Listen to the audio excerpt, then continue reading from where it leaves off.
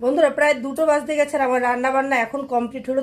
চলো দেখে নিই কি রান্না করেছি। সবার প্রথমে দেখিয়ে দিলাম গরম গরম ভাত। আজ কিন্তু বাড়ি একজন আসবে, তো তার জন্য ভাতটা একটু বেশি করে করেছি। কে আসবে তোমরা সেটা পরে জানতে পারবে। আর এখানে করে নিয়েছি বরবটি ভাজা, এই যে।